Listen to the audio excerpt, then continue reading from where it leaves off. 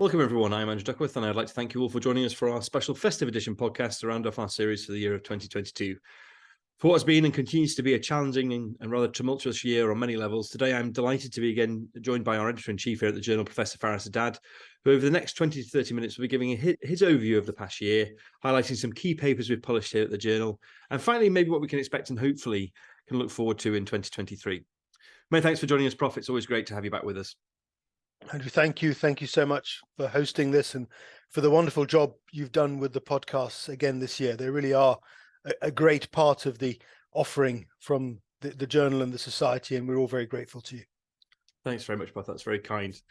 So, Prof, if we kick off, another year has passed and we've sort of emerged from the pandemic now, but further significant challenges have been presented to both the world, our nation, and our healthcare system over the past year, and continue to do so. What do you feel have been, I suppose, maybe on a positive note, the biggest achievements of the past year for our specialty, and what the challenges have been as well? No, I mean, it's been another really tricky year in that we are trying to recover. We're trying to leave the pandemic behind, but we faced a number of huge challenges as a country along the way. And, nationally and internationally, the pandemic has now been partly overcome, but we've still got a tricky situation with some wars going on. We've got economic challenges. And frankly, we've still got a workforce that has had to bear the brunt of a really very challenging 3 years. Yeah. And I think we have to continue to be mindful of that workforce, both in terms of the productivity and the work that we need to do for our patients who've been waiting for treatment, both in the UK and worldwide for such a long time, but also of the next workforce and of the trainees and the others who are coming through, for whom the last 3 years have been very difficult and whose training may not have been what they wanted it to be. Yeah, so I think it remains a really challenging time for everybody, but within our profession in particular, I think there's still a great deal of burnout, and there are a lot of people who are still not at peace with themselves and at peace with their work, and probably are not able to enjoy their work as they did before. No, absolutely, Prof. And I think it seems more common than ever, that, doesn't it? And I think it's like you say, it was hard during the pandemic, and there are just other challenges now, and it's hard to see that light at the end of the tunnel sometimes, isn't it? Really.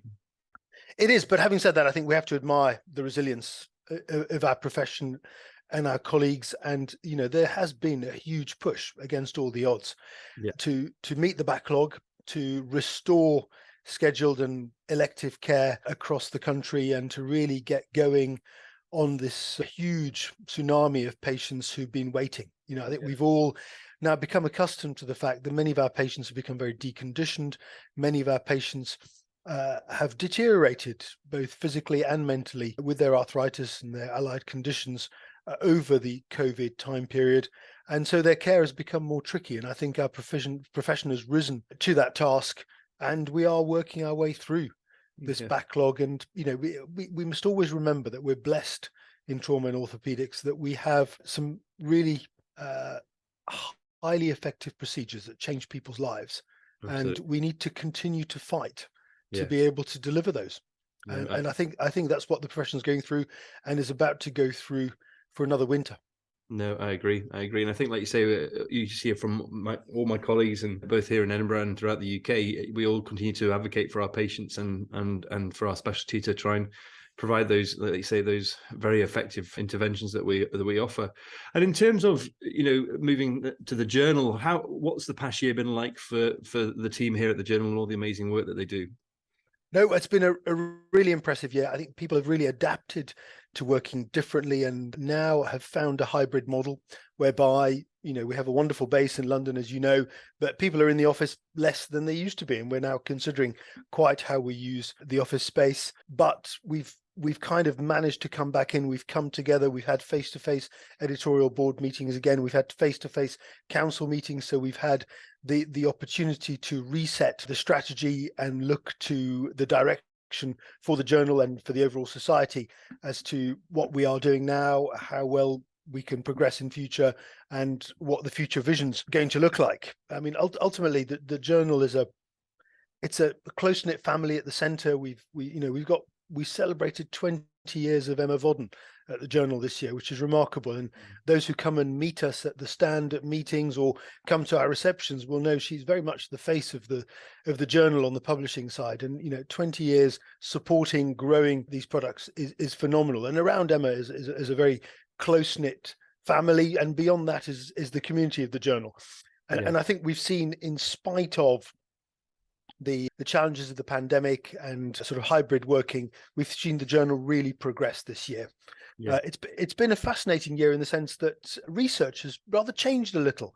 I think people have been catching up with studies. Lots of our studies failed to recruit or recruited very slowly during the COVID pandemic. So whilst we saw a sharp upsurge in submissions during COVID, when people were catching up on previous work, reporting their cohorts, their series, searching their databases, quite frankly, now people are getting back stuck into their clinical work, and the studies that should have been producing data during COVID often haven't. So I think we've seen fewer submissions, but we've still seen some really good quality publications. On the other hand, that's given us the time and the energy to focus on other products, other initiatives, and, if you like, our digital offerings at the journal.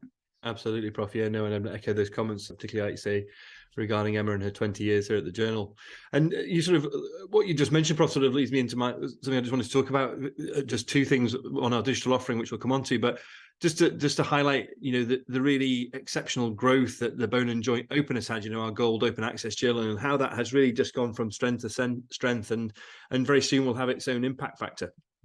Yeah, I mean, this is remarkable. It is, as you know, I edit BJO with the help of Alex Liddell, as well as the BJJ, and this started just in January 2020. It has been a phenomenal growth, so that we've now published over 300 papers over the past 3 years. BJO is now really well recognized by our community. It's got a growing base of registrants, of supporters, and of people on social media, and it's fully accessible on PubMed Central and in the directory of open access journals. And as you mentioned, from 2023, it's going to have an impact factor, and by our predictions, that's going to be a really very good impact factor that people will be surprised by. And that's a testament to the quality of the publications that have gone in there. I think it's probably worth stressing to our listeners that BJO is a journal that people can submit to directly, but also if a paper is submitted to the Bone and Joint Journal and is reviewed by our excellent group of reviewers. So this paper has already been looked at, it's been digested by our reviewers, by our associate editors. That paper may come back and we may think this is methodologically sound, or this is interesting work, but it doesn't quite fit into the BJJ in terms of its impact or its quality, but it nevertheless is above the bar. Then we offer those authors the opportunity to publish in BJO, and an increasing number of authors are taking that Bone and Joint Open option because they recognize its quality and its reach. It's probably worth briefly giving you one good example. If you've looked in the news for orthopaedic news in the last couple of weeks, you'll have seen the storm that's arisen over knee replacements, and where the media has unfortunately taken the failure of a small subset of the next gen knee replacement and amplified that and scared many of our patients. Now, the reassuring thing is that this is a couple of femoral designs with one tibial design, but actually one of the first reports on this, in fact, I think probably the first report, was in Bone and Joint Open from Eric Masterson and his group this year. So we are publishing some really good quality material, and material that would be looked at and referenced in Bone and Joint Open. Yeah, no, absolutely, Prof. Like you say, it started off with having a lot of COVID work in it, didn't it, initially, and really the growth that was started with that. But the quality of the work and the breadth of the work in now is really, really impressive. And also, it does publish things as well, like you say, like protocols for trials and things like that it covers. And all I would say, and I think a lot of people would know, at a very reasonable open access charge compared to a lot of the journals that are out there. No, I mean, it is extremely affordable. Yeah, absolutely. Compared to most APCs. And so we would encourage people to look at that. Absolutely. And just before we move on to the highlight papers, Prof, just very briefly, sort of, we've talked about these before, but, the digital products that are being developed by the team at the journal, really, really amazing. And particularly things like OrthoMedia and OrthoSearch, they are really growing rapidly and are really impressive. They are, and it's a testament to our team and their hard work. And as I was saying earlier, the attention's been directed, if you like, away from the core work, because we've got the core work under control at the moment. And the society sees its mission as helping and educating orthopedic surgeons. And so both those offerings are directed at our trauma and orthopedic community to basically allow searches to occur. We all do them. We do them in different ways on different platforms to occur in a bespoke way that's designed for orthopedic surgeons to deliver what they need. And so I think people will find OrthoSearch extremely helpful. It isn't centered in any way on the journal. It is neutral. It is really just designed to give you access to the best material, but it is designed, if you like, by orthopedic surgeons and their teams and their publishing teams for the orthopedic community. So I think people will enjoy that, and it will become their search engine of choice. They'll find it incredibly useful. Lots of ways of downloading PDFs, ways of linking, ways of citing that make life much easier than many of the standard platforms. And OrthoMedia is a phenomenal repository for the good quality material that is presented and created all around in various meetings. It's just great to bring it all together for our community to be able to access it in one place. You know, increasingly we're finding different ways to learn, snippets of a video there, a presentation there, a lecture there. We want to be able to do it on the move. The podcasts are one way that we're delivering that, but if you look at OrthoMedia, it is a wonderful resource that the journal and the society are providing for our members. No, I totally agree. And like you say, it is a real way that it's serving the community in a really large way throughout not only the UK, but the world. And I think Emma and her team would be happy for us to say, you know, it is something that's evolving, and, you know, we need people to go and use it. And if there's feedback you have that can be helpful, we'd always welcome it, wouldn't we? Absolutely. You know, it is work in progress, but it is already tremendously useful. Absolutely. And, you know, we will evolve it and progress it with our community. Definitely. So, Prof, if we sort of move on briefly to a few highlight papers from the past year, which we published here at the BJJ, and you've kindly picked for us. And I can say there were several ones that you sent through to me, and, you know, we could have picked any of that group, but just I thought we'd highlight a few, which I think these papers highlight the quality of the work that now is being published in the journal, the level of evidence now that is becoming commonplace in the journal. And the first is sort of very topical, looking at biologics, PRP, and is from the group in Australia, and was a double-blind randomized placebo-controlled trial comparing 3 groups of patients with early stage symptomatic NeoA, and they received either a placebo injection with some saline, 1 PRPO injection followed by 2 placebos, or 3 PRPO injections.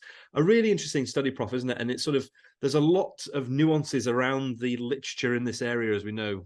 Yeah, no, I mean, this was outstanding. As you know, I keep talking and writing about the importance of level 1 data and the importance of us raising the bar in our specialty as to how we do research, how we answer questions. And you know, this is an area that is of great interest to our patients, to our community, to industry. That, you know, the holy grail, this sort of regenerative biologic area where we can treat osteoarthritis without metal and plastic and improve patients' symptoms. So, but sadly, this area is also dominated by biased studies, generally with conflicts or industry drivers behind them, or poor reporting.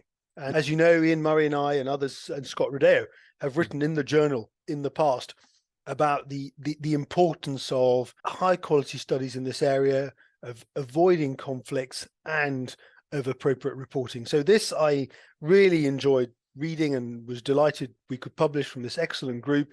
You know, they've managed to show the power of placebo, and in this study with this particular PRP, not really show a benefit for patients. And I think studies like this, and there are others, are very important for us to be really pragmatic in our interpretation. We must continue this regenerative drive, but we need to do it in a, you know, clinically robust way that is unconflicted.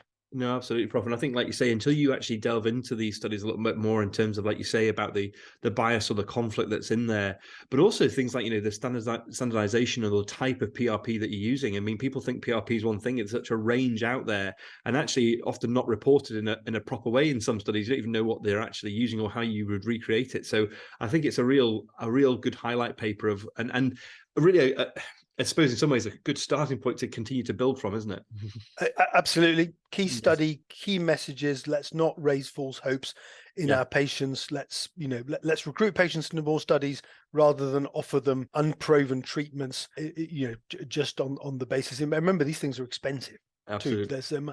Mustn't forget that. But I think we have, like many other areas, we've published criteria for what we like to see in these studies in terms of reporting. And, we would commend people to see those, read them, and use them to plan their studies. Absolutely. So, Prof, that takes on to our next study, which was reporting on data from the Sweden spinal stenosis study. And again, a prospective randomized trial over 200 patients with central lumbar spinal stenosis at one or two adjacent levels. And they were randomized into two groups of decompression alone and decompression with fusion. And again, a large RCT, primary outcome in many ways. But again, actually a study that is actually answering a really important clinical question, but in the right way. Yeah, I mean, the ability of our Scandinavian colleagues to do these randomized studies is second to none. Yeah.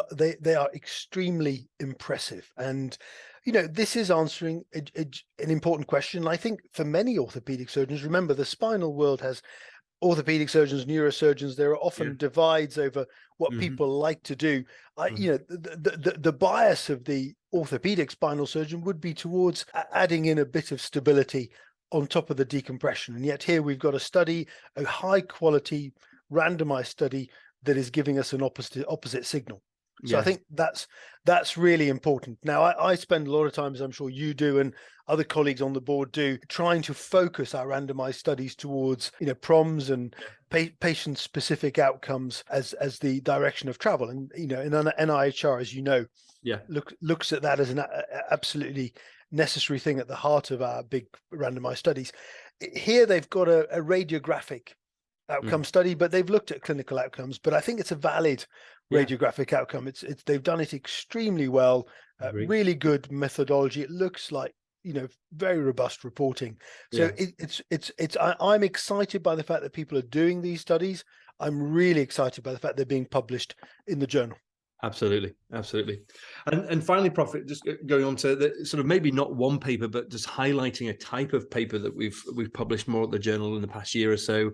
And that was to highlight the compose and open studies, which are excellent examples of UK trainee collaborative projects and how they have been really successful, but actually are really useful at providing large baseline epidemiological and management data. What in the compose study, it was periprosthetic fractures, and in the open study, open fractures, but really valuable data, not only just to have in the literature, but also to build from and build our trials from as well. Absolutely. I was really pleased that we were able to publish both of these papers. Both are trainee collaboratives, but they're trainee collaboratives that I think are well guided and well led, and that's really quite important. And I think they'll give us baseline data to inform future data collection, future studies to really build on as a community. I think it's always been challenging, and as you know, there's been this desire to have trainees publish in order to progress with their careers. And I still think that's very important, but how you publish and where you publish and what you get from it is really, really critical.